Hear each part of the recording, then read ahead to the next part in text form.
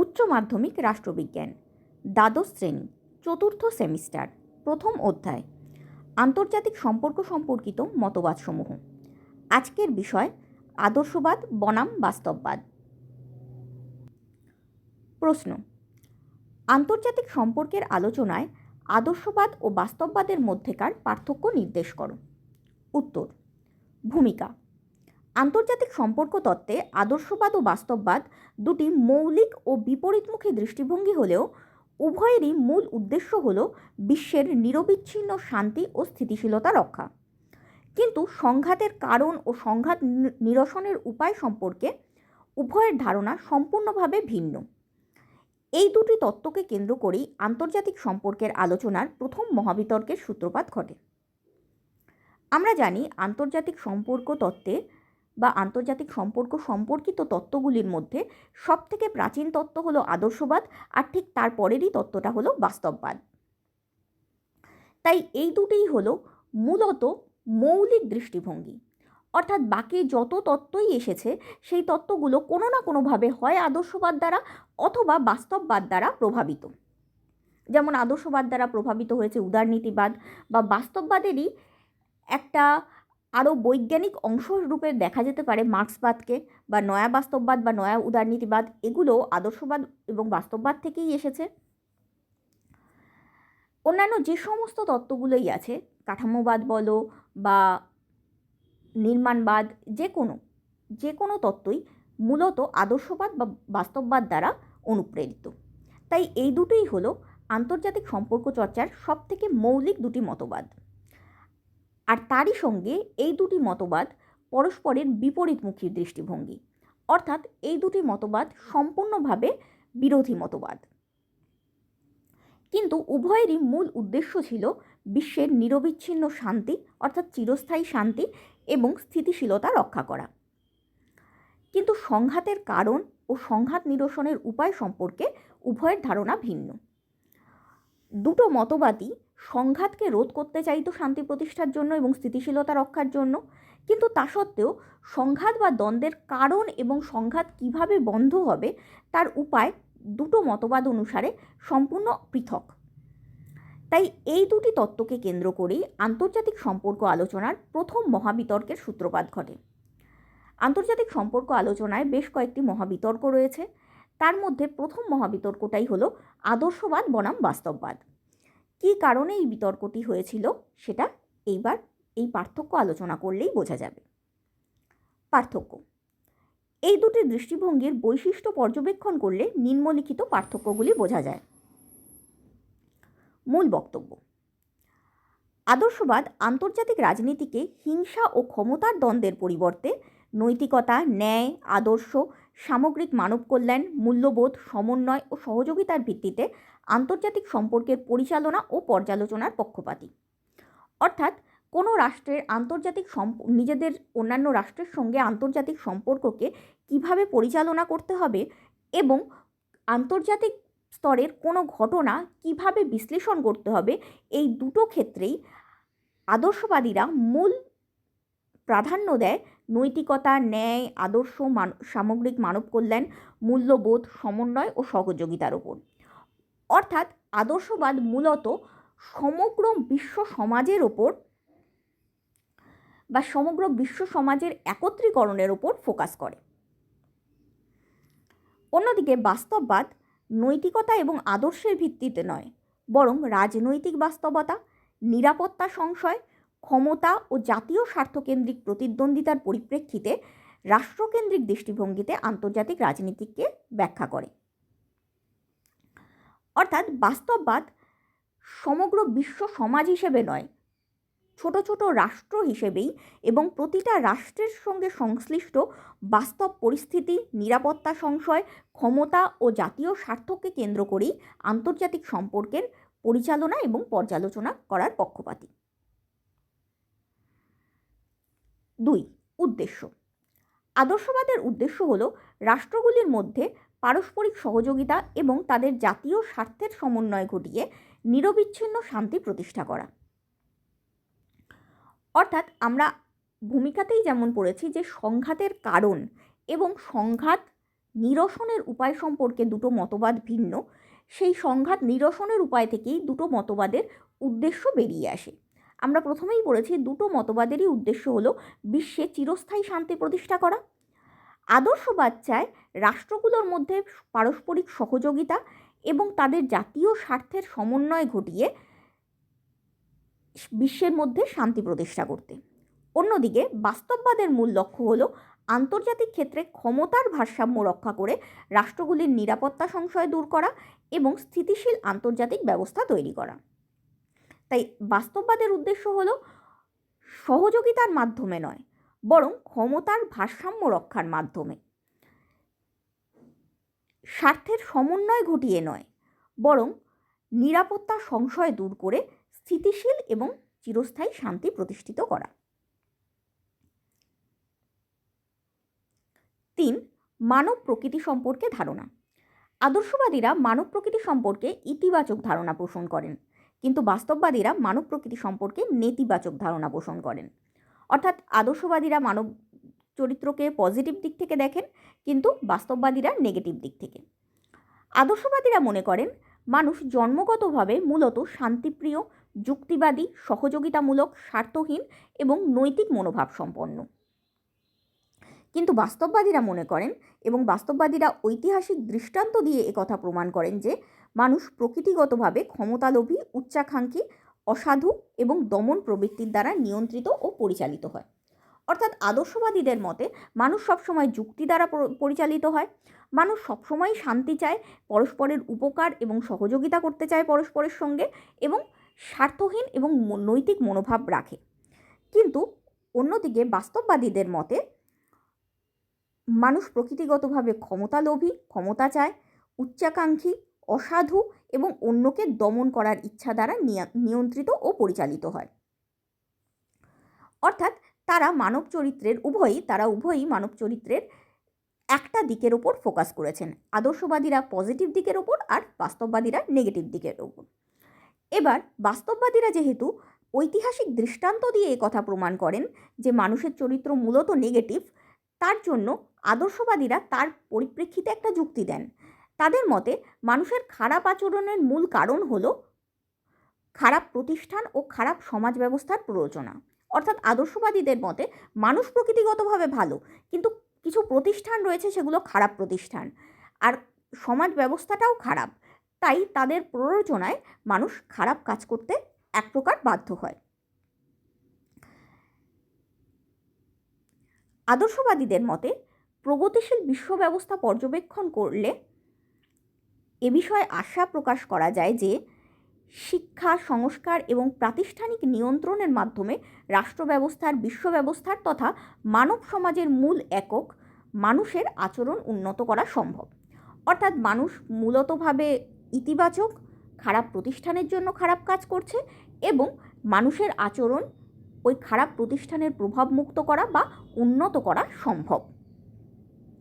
কিসের মাধ্যমে? শিক্ষা, সংস্কার এবং প্রাতিষ্ঠানিক নিয়ন্ত্রণের মাধ্যমে মানুষের আচরণকে উন্নত করা যায়। কিন্তু বাস্তববাদীরা এই সন্দেহ প্রকাশ করেন যে মানব প্রকৃতির স্বার্থপরতা অপরিবর্তনীয়, অর্থাৎ মানুষের চরিত্রের উন্নয়ন করা সম্ভব নয়। রাষ্ট্রের চরিত্র। এই দুই ধারার প্রবক্তারাই মানুষের চরিত্রের ওপর ভিত্তি করেই রাষ্ট্রের চরিত্র কেমন সেটার বর্ণনা করেছেন। আদর্শবাদীদের মতে যেহেতু রাষ্ট্র গঠনের মূল উপাদান মানুষ, সেহেতু রাষ্ট্র ইতিবাচক চরিত্র সম্পন্ন, কারণ তারা আগেই বলেছেন যে মানুষ ইতিবাচক চরিত্র সম্পন্ন, তাই তাদের মতে রাষ্ট্রও ইতিবাচক চরিত্র সম্পন্ন। তাই সহযোগিতা ও স্বার্থ সমন্বয়ের মাধ্যমে আন্তর্জাতিক ক্ষেত্রেও শান্তি ও ন্যায়ের প্রতিষ্ঠা সম্ভব, এটা আদর্শবাদীদের মত। আর এইভাবে সহযোগিতা ও স্বার্থ সমন্বয়ের মাধ্যমে শান্তি ও ন্যায়ের প্রতিষ্ঠা করাটাকেই তারা রাষ্ট্রের উদ্দেশ্য বলে বিবেচনা করেন। কিন্তু বাস্তববাদীদের মতে রাষ্ট্র স্বার্থপর ও ক্ষমতালিপ্সু এবং দমনপ্রবণ, তাই আন্তর্জাতিক ক্ষেত্রে সংঘাত অনিবার্য। আর আন্তর্জাতিক সম্পর্কের প্রধান ও যুক্তিবাদী কারক হিসেবে রাষ্ট্রের লক্ষ্য হল নিজেদের সার্বভৌমত্ব, নিরাপত্তা ও জাতীয় স্বার্থের রক্ষা করা এবং ক্ষমতা বৃদ্ধি করা। অর্থাৎ রাষ্ট্রের চরিত্র সম্পর্কেও এই দুই মতবাদ ভিন্ন মত পোষণ করে। আদর্শবাদীদের মতে রাষ্ট্রের চরিত্র ইতিবাচক, রাষ্ট্র সবসময় সহযোগিতা ও সমন্বয় করতে চায় এবং রাষ্ট্র সবসময় শান্তি ও ন্যায়ের প্রতিষ্ঠা করতে চায়। কিন্তু বাস্তববাদীদের মতে রাষ্ট্র স্বার্থপর, ক্ষমতালিপ্সু ও দমনপ্রবণ। রাষ্ট্র সবসময় নিজের ক্ষমতা বৃদ্ধি করে অন্যের ওপর দমন কাজ করতে চায়। এছাড়াও রাষ্ট্র নিরাপত্তা সংশয়ে ভোগে, সেই নিজের নিরাপত্তা দূর করতে চায়, নিজের সার্বভৌমত্ব এবং অস্তিত্বের রক্ষা করতে চায় এবং নিজের জাতীয় স্বার্থের রক্ষা করতে চায়, কারণ রাষ্ট্র যুক্তিতে চলে, আদর্শে নয়। 5 নম্বর পয়েন্ট, আন্তর্জাতিক ব্যবস্থার কাঠামো ও প্রকৃতি। আদর্শবাদীরা মনে করেন আন্তর্জাতিক কাঠামো ত্রুটিপূর্ণ ও সংস্কারযোগ্য। অর্থাৎ আন্তর্জাতিক কাঠামো বর্তমানে বিদ্যমান যে কাঠামোটা রয়েছে বা যে কাঠামোটা চলছে সেটা ত্রুটিপূর্ণ, তার মধ্যে অনেক ত্রুটি রয়েছে, আর সেই ত্রুটিগুলোকে আমরা সংশোধনও করতে পারি। এমনও নয় যে ত্রুটিগুলো কোনোদিন সংশোধন করাই যাবে না। আন্তর্জাতিক মঞ্চে রাষ্ট্রগুলি পারস্পরিক সম্পর্ক ও আচরণ পরিচালনার ক্ষেত্রে যদি কিছু শাশ্বত ও সার্বজনীন নৈতিক নীতি, যেমন সহযোগিতা, মূল্যবোধ, মানবাধিকার, ন্যায় বিচার ও শান্তি স্থাপনের সদিচ্ছা প্রভৃতি নৈতিক নীতি মেনে চলে, তাহলে যুদ্ধ, সহিংসতা, স্বৈরাচার প্রভৃতিকে এড়িয়ে এক সুসংহত ও শান্তিপূর্ণ বিশ্ব সমাজের গঠন সম্ভব। অর্থাৎ আদর্শবাদীদের মতে রাষ্ট্রের আচরণগুলিকে যদি সঠিক দিকে পরিচালনা করা যায়, কিসের মাধ্যমে? কিছু সার্বজনীন নৈতিক নীতির মাধ্যমে। সহযোগিতা, মূল্যবোধ, মানবাধিকার, ন্যায়, শান্তি স্থাপনের সদিচ্ছা, এই ধরনের ভালো নীতিগুলোর মাধ্যমে যদি রাষ্ট্রকে পরিচালনা করা যায়, তাহলে যুদ্ধ এড়িয়ে চলা সম্ভব। কিন্তু বাস্তববাদীদের মতে আন্তর্জাতিক ব্যবস্থা অরাজক ও নৈরাজ্যমূলক। অর্থাৎ আন্তর্জাতিক ব্যবস্থায় কোনো রাজা নেই বা কোনো এতটা শক্তি সম্পন্ন কর্তৃপক্ষ নেই যার সার্বভৌম রাষ্ট্রগুলির ওপর নিজের ইচ্ছাকে চাপিয়ে দিতে পারে। তাই এই আন্তর্জাতিক ব্যবস্থা স্বয়ংক্রিয় ভারসাম্য দ্বারা নিয়ন্ত্রিত। অর্থাৎ আন্তর্জাতিক ব্যবস্থার ভারসাম্য টোটাল ব্যবস্থাটার মধ্য দিয়েই তৈরি হয়, যেহেতু আলাদা করে কেউ নিয়ন্ত্রণ করতে পারছে না। যেমন আমরা যদি কোনো স্কুল দেখি, আমরা স্কুলের মধ্যে যে যা খুশি যদি করতে পারি, যদি কোনো টিচার বা প্রিন্সিপালের বা হেডমাস্টারের নিয়ন্ত্রণ না থাকে আমাদের ওপর, তাহলে যে পরিস্থিতি তৈরি হবে, বাস্তববাদীদের মতে আন্তর্জাতিক ব্যবস্থায়ও ঠিক সেই পরিস্থিতিই তৈরি হয়েছে। তাই ক্ষমতার ভারসাম্য রক্ষা করেই, অর্থাৎ কাউকে বেশি ক্ষমতা সম্পন্ন না হতে দিয়ে সবার ক্ষমতার একটা ব্যালেন্স তৈরি করেই শান্তি স্থাপন করা একমাত্র সম্ভব। এটা বাস্তববাদীদের মতামত। যুদ্ধের কারণ ও প্রতিরোধের কৌশল। আদর্শবাদীরা মনে করেন যে যুদ্ধ আন্তর্জাতিক সম্পর্কের অনিবার্য পরিণতি নয়, বরং সম্পর্ক পরিচালনার ব্যর্থতা। যুদ্ধ নৈতিকভাবে ভুল। আলোচনা, কূটনীতি ও সহযোগিতার মাধ্যমে সব সমস্যার সমাধান সম্ভব। যুদ্ধের মূল কারণ হল ত্রুটিপূর্ণ আন্তর্জাতিক ব্যবস্থা, রাষ্ট্রগুলির স্বার্থ সংঘাত, গোপন কূটনীতি ও ক্ষমতার রাজনীতি। অর্থাৎ আদর্শবাদীদের মতে যুদ্ধ অবশ্যম্ভাবী এরকম কোনো বিষয় নয়। যুদ্ধকে আমরা সহজেই এড়িয়ে চলতে পারি। যুদ্ধ হয় কারণ আমরা আন্তর্জাতিক সম্পর্ককে সঠিকভাবে পরিচালনা করতে পারি না। একটা উদাহরণ দিলে ব্যাপারটা বুঝতে পারব। যেমন ভারত পাকিস্তানের মধ্যে সাম্প্রতিককালে যে বর্ডার লাইনে যুদ্ধ বলা যায় না, তবুও যে অস্থিতিশীলতা তৈরি হয়েছে, আদর্শবাদীদের মতে আমরা ভারত এবং পাকিস্তান নিজেদের সম্পর্ককে সঠিকভাবে পরিচালনা করতে পারিনি। আমরা যদি পরস্পরের পরিস্থিতিটা বুঝতাম, পরস্পরকে সাহায্য করতাম, পরস্পরের সঙ্গে সহযোগিতা করে চলতাম, তাহলে এই যুদ্ধটা হতো না। তার মানে এটা আমাদের ব্যর্থতা, এটা পরিস্থিতির অনিবার্য পরিণতি নয়। যুদ্ধটা নৈতিকভাবে ভুল, কারণ যুদ্ধতে দুপক্ষেরই ক্ষতি হয়। আলোচনা, কূটনীতি ও সহযোগিতার মাধ্যমে সব সমস্যার সমাধান সম্ভব। যে কটা যুদ্ধ হচ্ছে সেই যুদ্ধগুলোর কারণ হলো ত্রুটিপূর্ণ আন্তর্জাতিক ব্যবস্থা, অর্থাৎ আন্তর্জাতিক ব্যবস্থায় কোনো আন্তর্জাতিক সংগঠনের নিয়ন্ত্রণ নেই এই বিষয়টা। রাষ্ট্রগুলির মধ্যে স্বার্থের সংঘাত, অর্থাৎ দুটো রাষ্ট্রের মধ্যে স্বার্থের সমন্বয় না ঘটানো। গোপন কূটনীতি, রাষ্ট্রগুলোর মধ্যে গোপনে বিভিন্ন কূটনৈতিক কার্যকলাপ পরিচালনা করা এবং ক্ষমতা দখলের রাজনীতি, এর জন্যই যুদ্ধ হয়। কিন্তু বাস্তববাদীদের মতে আন্তর্জাতিক ব্যবস্থাটাই যুদ্ধপ্রবণ।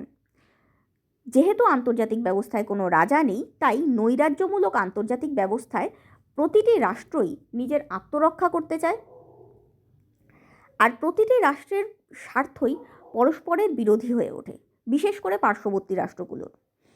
দূরবর্তী রাষ্ট্রের ক্ষেত্রেও স্বার্থগুলো পরস্পর বিরোধী। যেমন যদি আন্তর্জাতিক মার্কেটে চীনের প্রভাব বেড়ে যায় তাহলে আমেরিকার প্রভাব কমে আসবে, আবার আমেরিকার প্রভাব বেড়ে গেলে চীনের প্রভাব কমে আসবে। এরা পার্শ্ববর্তী রাষ্ট্র নয়, তাও এদের জাতীয় স্বার্থ সবসময় পরস্পর বিরোধী। তাই বলা যেতে পারে এরকম প্রতিটা রাষ্ট্রেরই জাতীয় স্বার্থ পরস্পরের বিরোধী, কারণ কোনো রাষ্ট্রের প্রভাব বৃদ্ধি পেলে অপর রাষ্ট্রের প্রভাব অটোমেটিক কমে আসবে। তাই জাতীয় স্বার্থ রক্ষার উদ্দেশ্যে রাষ্ট্রগুলি প্রায়ই দ্বন্দ্ব সংঘাতে জড়িয়ে পড়ে। যুদ্ধ অনিবার্য এবং কখনো কখনো জাতীয় স্বার্থের ক্ষেত্রে প্রয়োজনীয়। আমরা এক্ষুনি যে উদাহরণটা দিলাম যে ভারত এবং পাকিস্তানের মধ্যে আদর্শবাদীরা বলবে যে আমরা কূটনীতিকে ঠিকমতো ম্যানেজ করতে পারিনি, তার জন্য যুদ্ধ হয়েছিল। আমরা যদি সহযোগিতা সহমর্মিতা দেখাতাম তাহলে যুদ্ধটা হতোই না। কিন্তু বাস্তববাদীদের মতে কখনো কখনো নিজের জাতীয় স্বার্থ রক্ষা করার জন্য যুদ্ধ করাটাও প্রয়োজনীয়।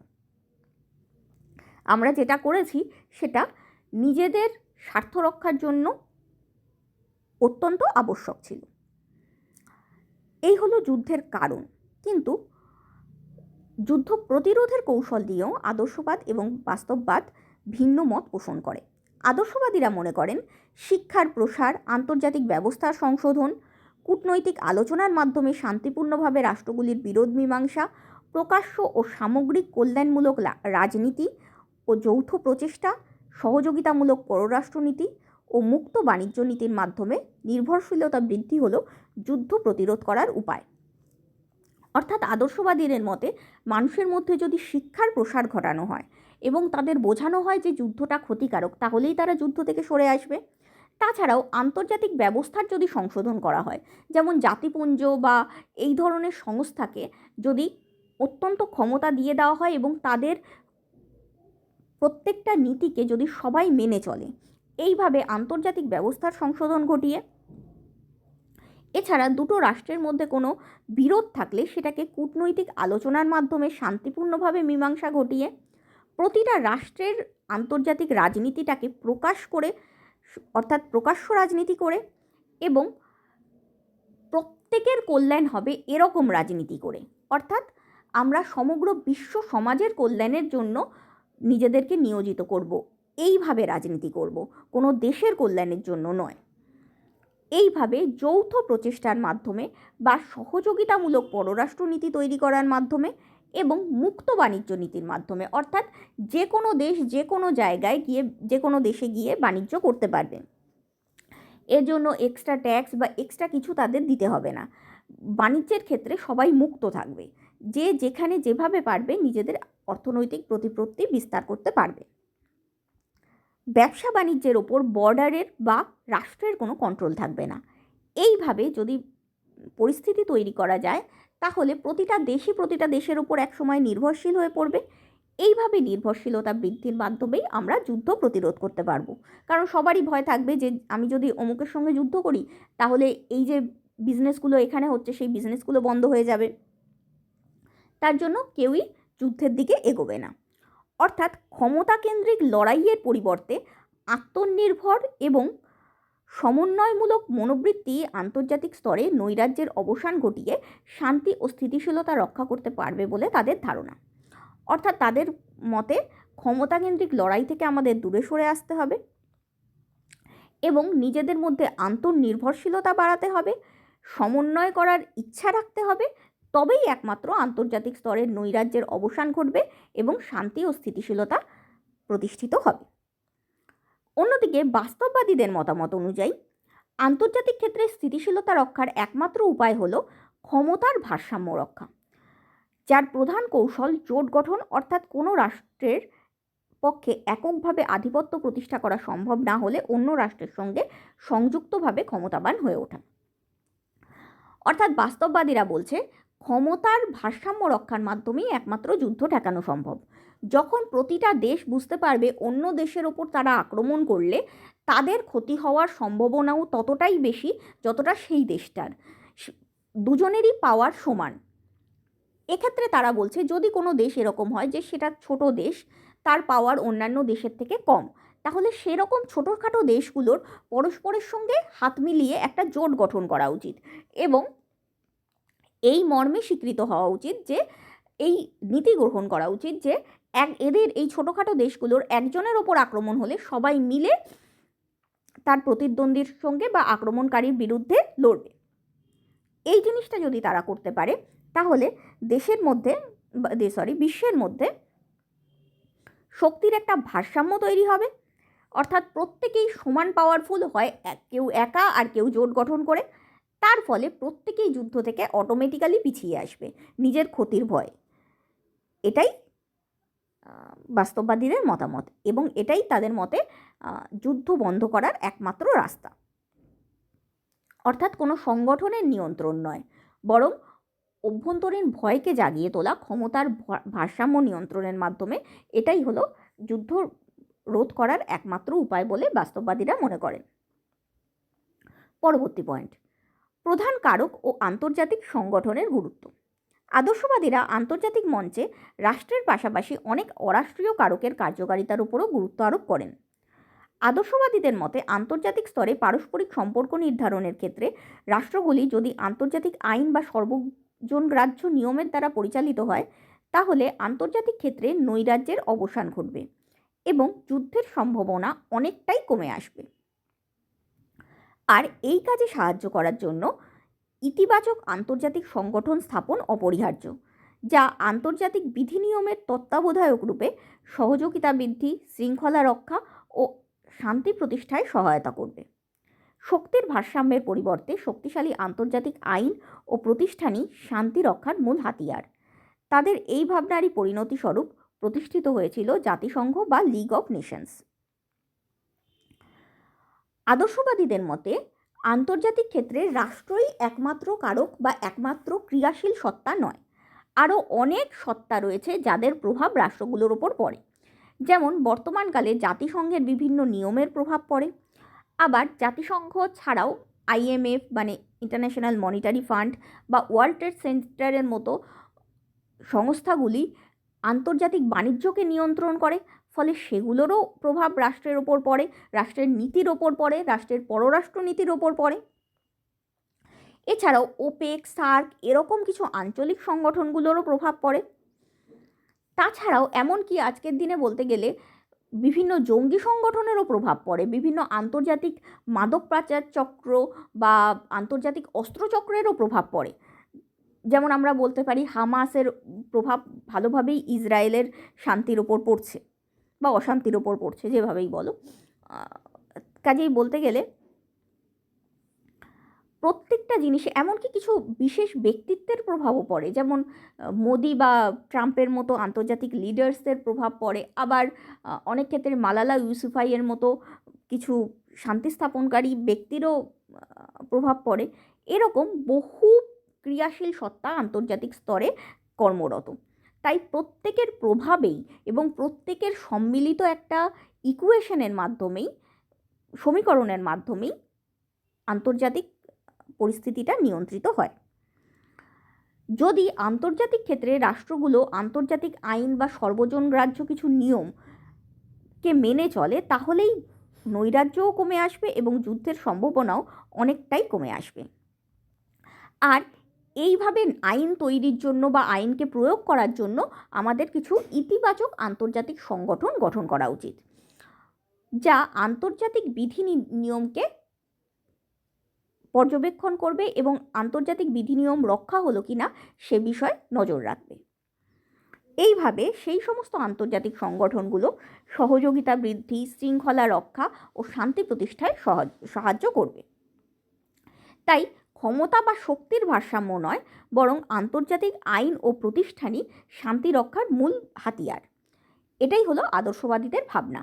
আর তাদের এই ভাবনারই প্রতিফলন রূপে প্রথম বিশ্বযুদ্ধের পর জাতিসংঘ বা লিগ অফ নেশনস গড়ে উঠেছিল।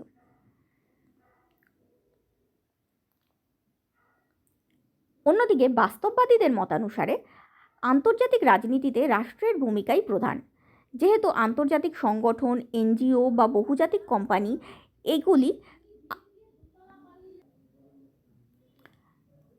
এই সংস্থাগুলি যেহেতু বা এই অরাষ্ট্রীয় সত্তাগুলি যেহেতু রাষ্ট্রের মতো সার্বভৌম নয়, তাই রাষ্ট্রকে কেন্দ্র করেই আন্তর্জাতিক সম্পর্ক আবর্তিত হয়। অর্থাৎ বাস্তববাদীদের মতানুসারে একমাত্র সার্বভৌম সংস্থা যারা নিজেদের ইচ্ছা অনুসারে চলতে পারে, সম্পূর্ণরূপে স্বাধীন, অভ্যন্তরীণ এবং বাহ্যিক ক্ষেত্রে সম্পূর্ণ স্বাধীন সার্বভৌম সত্তাগুলোই একমাত্র আন্তর্জাতিক রাজনীতিকে নিয়ন্ত্রিত করতে পারে। আর আন্তর্জাতিক ক্ষেত্রে যেহেতু একমাত্র রাষ্ট্রগুলোই সার্বভৌম, অন্যান্য সংস্থাগুলো সার্বভৌম নয়, তাই অন্যান্য সংস্থাগুলো আন্তর্জাতিক সম্পর্কের নিয়ন্ত্রণে বিশেষ প্রভাব বিস্তার করে না। আন্তর্জাতিক সম্পর্ক রাষ্ট্রকে কেন্দ্র করেই ঘোরাফেরা করে। আন্তর্জাতিক সংস্থাগুলি দুর্বল। বাস্তববাদীদের মতে আন্তর্জাতিক সংস্থাগুলি দুর্বল, সীমিত ক্ষমতা সম্পন্ন, তাই বিশ্ব শান্তি রক্ষায় অকার্যকর। এগুলি শক্তিশালী রাষ্ট্রের স্বার্থে কাজ করে এবং প্রয়োজনে শক্তিশালী রাষ্ট্রগুলো এগুলোকে উপেক্ষা করে। অর্থাৎ প্রকৃত ক্ষমতা সার্বভৌম রাষ্ট্রের হাতেই। রাষ্ট্রগুলির মধ্যে ক্ষমতার অসম বণ্টনের কারণে আন্তর্জাতিক সংস্থাগুলি কেবলমাত্র তখনই কার্যকর যখন তা ক্ষমতাবান রাষ্ট্রগুলির স্বার্থের পরিপন্থী না হয়ে ওঠে। আমরা একটা উদাহরণ দিলেই এই জিনিসটা বুঝতে পারবো যে আন্তর্জাতিক ক্ষেত্রে ক্ষমতার অসম বণ্টন রয়েছে এবং এই অসম বণ্টনের জন্য বা ক্ষমতার অসম বণ্টনের জন্য ক্ষমতাবান রাষ্ট্রগুলোই আন্তর্জাতিক পরিস্থিতিকে নিয়ন্ত্রণ করে। কোনো আন্তর্জাতিক সংস্থার ক্ষমতাই নেই সেই রাষ্ট্রগুলোর বিপক্ষে চলা। এর সর্বাপেক্ষা বেটার উদাহরণ হলো জাতিপুঞ্জ বা সম্মিলিত জাতিপুঞ্জের ভেটো ক্ষমতা। আমাদের বিশ্বে পাওয়ারফুল রাষ্ট্রগুলো সম্মিলিত জাতিপুঞ্জের ভেটো ক্ষমতা নিয়ে রয়েছে এবং এই ভেটো ক্ষমতা অনুসারে জাতিসংঘের যে কোনো কাজ এই বড় রাষ্ট্রগুলোর যে কোনো একটা রাষ্ট্র আটকে দিতে পারে, যে কোনো ভালো কাজ।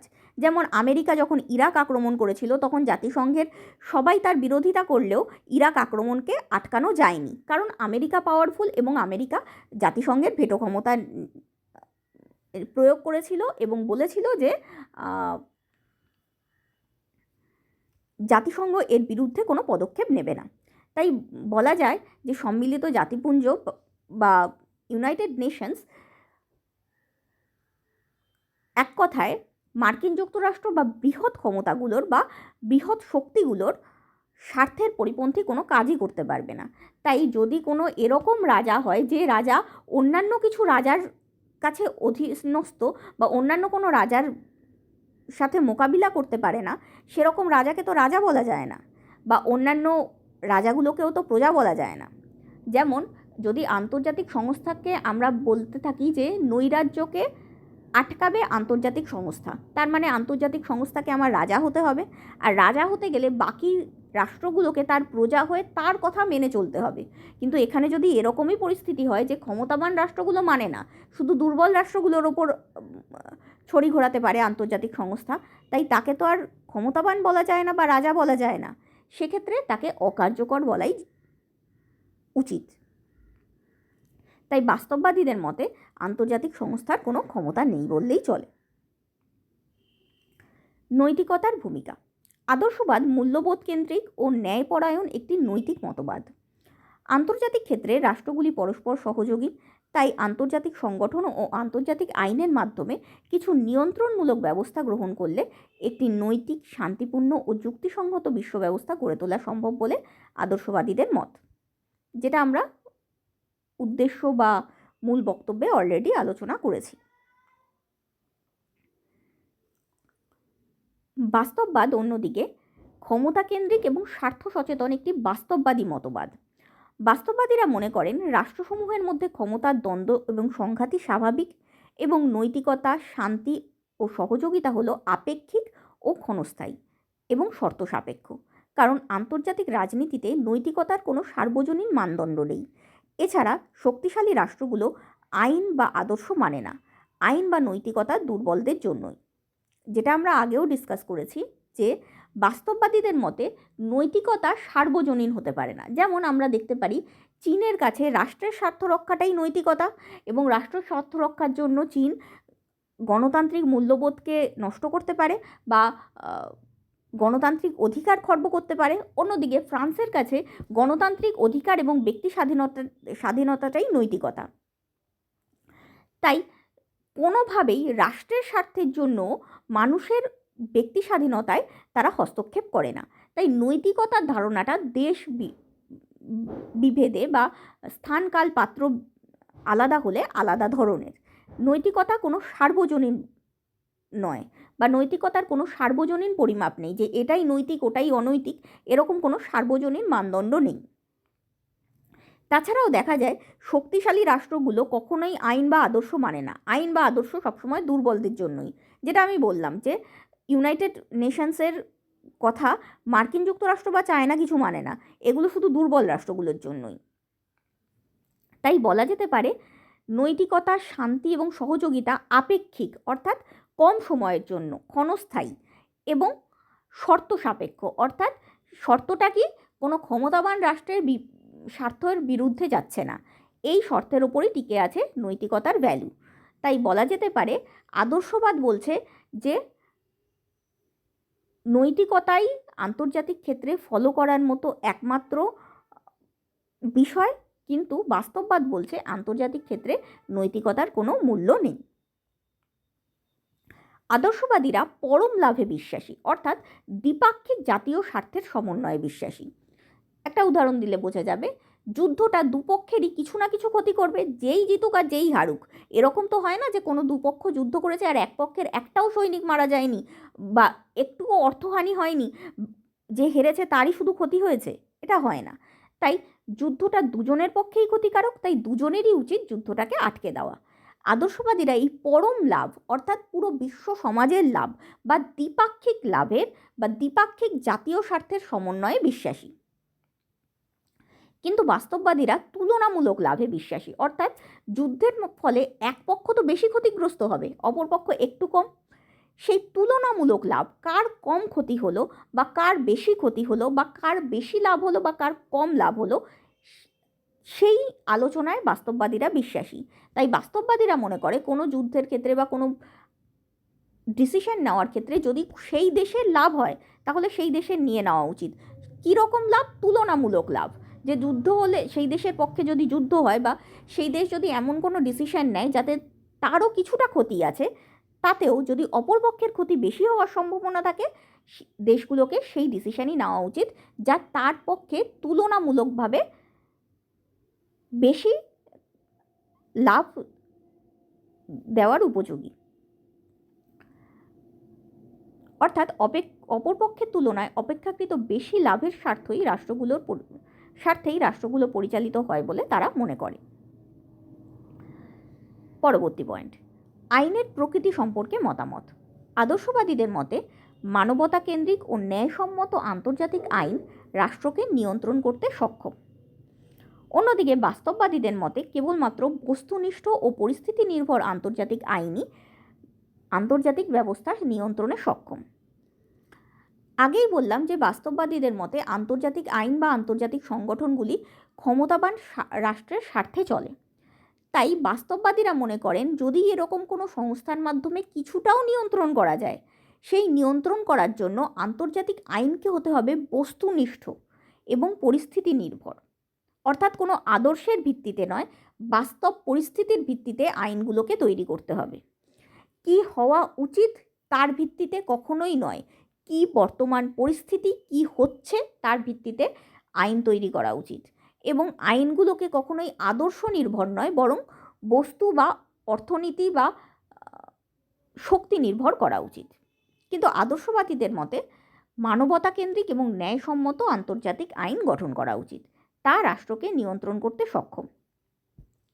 আজকে যদি একটা উদাহরণ দেওয়া যায় যে আজকের সমাজে মানবাধিকার নিয়ে আন্তর্জাতিক বেশ কিছু আইন আছে, কিন্তু সাউথ কোরিয়ার মতো কোনো দেশ কি সেটা, সাউথ কোরিয়া নয়, ভুল বললাম, একদমই ভুল বললাম, কিন্তু নর্থ কোরিয়ার মতো কোনো দেশ কি সেই আইনগুলোকে মেনে চলে? কখনোই মেনে চলে না। বা আজকালকার দিনে টেররিস্ট বিরোধী বহু আইন রয়েছে, পাকিস্তান কি সেই আইন মেনে চলে? কখনোই মেনে চলে না। কিন্তু পাকিস্তান মেনে চলবে বা নর্থ কোরিয়া মেনে চলবে যদি তাদের কোনো অর্থনৈতিক সাহায্য দেওয়ার পরিবর্তে তাদের ওপর কোনো আইন চাপিয়ে দেওয়া হয়। অর্থাৎ বস্তু বা অর্থনৈতিক বিষয় নির্ভর যদি আমরা কোনো আইন তৈরি করি বা আমরা কোনো পরিস্থিতি তৈরি করি, তাহলে সেই আইন বা পরিস্থিতি দুটোই মেনে চলতে এই ধরনের রাষ্ট্রগুলো বাধ্য হবে। তাই বলা যেতে পারে আদর্শবাদীদের মতে আন্তর্জাতিক আইনকে হওয়া উচিত মানবতা কেন্দ্রিক বা ন্যায়সম্মত, কিন্তু বাস্তববাদীদের মতে আন্তর্জাতিক আইনের হওয়া উচিত বস্তুনিষ্ঠ বা পরিস্থিতি নির্ভর। পরবর্তী পয়েন্ট, কেন্দ্রীয় বিষয় নির্ধারণ। আদর্শবাদীদের মতে সহযোগিতা ও সমন্বয় আন্তর্জাতিক রাজনীতির কেন্দ্রীয় বিষয়, কিন্তু বাস্তববাদীদের মতে জাতীয় স্বার্থ ও ক্ষমতা আন্তর্জাতিক রাজনীতির কেন্দ্রীয় বিষয়। বিকাশের সময়কাল। আন্তর্জাতিক সম্পর্ক চর্চায় আদর্শবাদ মূলত আত্মপ্রকাশ করেছে প্রথম বিশ্বযুদ্ধের ঠিক পরবর্তীকালে। যুদ্ধবিধ্বস্ত পরিস্থিতিতে শান্তি ও সহযোগিতার বাণী মানুষের মনে বিশ্ব সমাজ গঠনের আশা জাগিয়েছিল। কিন্তু দ্বিতীয় বিশ্বযুদ্ধের পরবর্তীকালে, বিশেষত স্নায়ুযুদ্ধকালে, ক্ষমতা ও জাতীয় স্বার্থকেন্দ্রিক প্রতিদ্বন্দ্বিতার পরিপ্রেক্ষিতে বাস্তববাদের উদ্ভব ঘটে। অর্থাৎ আদর্শবাদের নীতি এবং জাতিসংঘ বা লিগ অফ নেশনসের প্রতিষ্ঠার পরেও দ্বিতীয় বিশ্বযুদ্ধ সংঘটিত হওয়ায় এবং ফ্যাসিবাদের উত্থান হওয়ায় মানুষের আদর্শবাদের ওপর থেকে ভরসা কমে যায় এবং বাস্তববাদের উদ্ভব ঘটে। আবার প্রথম বিশ্বযুদ্ধের আগে ক্ষমতার রাজনীতির ফলেই বা গোপন কূটনীতির ফলেই যুদ্ধটা হওয়ার জন্য মানুষের মনে আদর্শবাদ জেগে উঠেছিল। কিন্তু আবার দ্বিতীয় আদর্শবাদের মাধ্যমে বা আদর্শবাদের প্রতিফলনে তৈরি লিগ অফ নেশনস দ্বিতীয় বিশ্বযুদ্ধ আটকাতে না পারার ফলে বাস্তববাদের উদ্ভব ঘটে।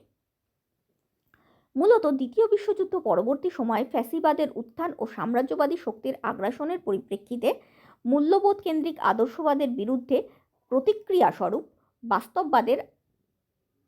বাস্তববাদ আন্তর্জাতিক সম্পর্কের প্রভাবশালী তত্ত্ব হিসেবে প্রতিষ্ঠিত হয়। বাস্তববাদের আত্মপ্রকাশ মূলত দুই বিশ্বযুদ্ধের মধ্যবর্তী সময়ে ঘটলেও বাস্তববাদ জনপ্রিয়তা লাভ করে দ্বিতীয় বিশ্বযুদ্ধের পর ঠান্ডা যুদ্ধকালীন পরিস্থিতিতে, কারণ ক্ষমতার বিস্তারের রাজনীতিটা ওই সময় বেশি দেখা যায়। আবার 1970-এর দশকে দাঁতাদের পরিপ্রেক্ষিতে আদর্শবাদের পুনরাবির্ভাব ঘটে, কারণ ওই সময় আবার শক্তিগুলোর মধ্যে বা ক্ষমতাবান রাষ্ট্রগুলোর মধ্যে সহযোগিতার একটা মনোভাব দেখা যায়। তাই আবার আদর্শবাদের আবির্ভাব ঘটতে থাকে এবং এই সময় বা এর ঠিক পরবর্তীকালে নয়া বাস্তববাদ রূপে বা নবীন বাস্তববাদ রূপে বাস্তববাদেরও পুনরাবির্ভাব ঘটে। অর্থাৎ আমি যেটা প্রথমেই বললাম, এই দুটো মৌলিক মতবাদ বিভিন্ন সময় বিভিন্ন রূপে আবার সামনে চলে আসছে। মুখ্য প্রবক্তাগণ। আন্তর্জাতিক সম্পর্কের আলোচনায় আদর্শবাদী তত্ত্বের মূল তাত্ত্বিকগণ হলেন উড্রো উইলসন, কন্ডোরিট, Butterfield, Alfred Zimmern, Philip Noel Baker, James T Shotwell, Norman Angell, Lowes Dickinson, Nicholas Murray Butler, John Hobson, Bertrand Russell, Leonard Woolf, Lester Pearson, Arnold Toynbee প্রমুখ।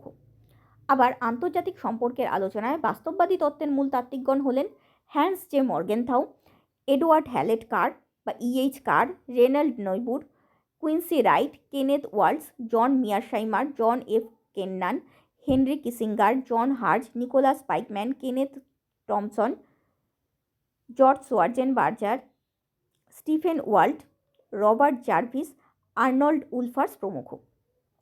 এক্ষেত্রে উল্লেখযোগ্য হলো এরা সবাই এই সংশ্লিষ্ট মতবাদের স্রষ্টা বা প্রবক্তা হলেও আদর্শবাদ মূলত গড়ে উঠেছিল উড্রো উইলসনের চিন্তাভাবনাকে কেন্দ্র করে, তার 14 দফা দাবিকে কেন্দ্র করে। আর বাস্তববাদ মূলত গড়ে উঠেছিল হ্যান্স জে মর্গেনথাউয়ের লেখা পলিটিক্স অ্যামং নেশনস গ্রন্থে বর্ণিত তত্ত্বগুলোকে কেন্দ্র করে। উপসংহার। আদর্শবাদ ও বাস্তববাদ আন্তর্জাতিক সম্পর্ক বোঝার দুটি মৌলিক ধারা।